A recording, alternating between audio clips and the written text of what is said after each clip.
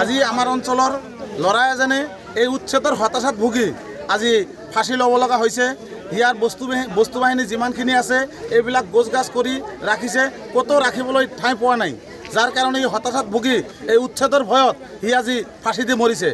ই আমাৰ ফৰেষ্টৰ পৰা ৰেঞ্জাৰবিলাকে ডেইলি এনাউন্স কৰে মানুহখিনিক আতংক কৰি পেলাইছে। আজি এজনে ফাঁচি দি মৰিছে, কিমান মানুহ ফাঁচি দি মৰিব তাৰ কোনো মানে নিৰাকুল নাই। আপোনালোকে চাব কিমান মানুহ ফাঁচি দি মৰে। ইয়াত কমচে কম 900মান ঘৰ আছে। এই মানুহখিনি ক'ত যাব? চৰকাৰে আমাক কোনো ধৰণৰ পুনঃসংস্থাপনৰ ব্যৱস্থা নকৰি আমাক এই উচ্ছেদ কৰিবলৈ ওলাইছে।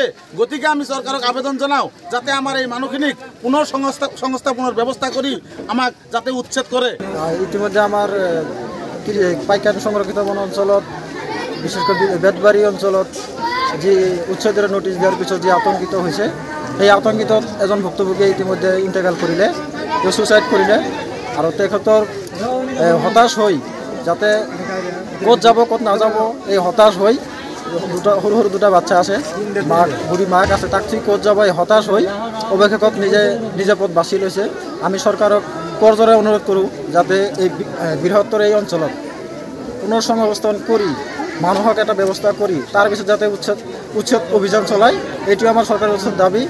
আৰু এই অঞ্চলৰ মানুহে যাতে ক'তো যায় যাতে ভাড়া থাকিব নোৱাৰে বা পোৱাটো ইমান এটা শুনা হিচাপে পোৱাটো বোলে আশুগুৰি অঞ্চলত বা ক'ৰবাত গেছিল, ভাড়া পোৱা নাই।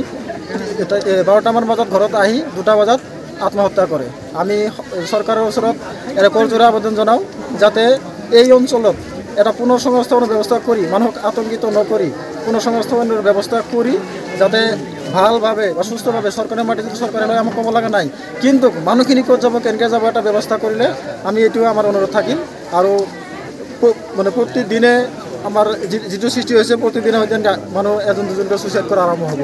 কাৰণ আপোনাৰ মতে তাৰমানে মানে আপোনাৰ এটা সন্দেহ হয় যে হিট মানে টেনশ্যনতে তাৰমানে এনেকুৱা হৈ গৈছে। হয়, নিশ্চয়। আমি এইটোও ক'ব বিচাৰোঁ যে হতাশ হৈ গৈছে, ক'ত যাব ক'ত নাযাব, সৰু ল'ৰা ছোৱালী লৈ ক'ত যাব, হতাশ হৈ নিজে এই আত্মহত্যা কৰিছে বুলি আমি ধাৰণা কৰিছোঁ।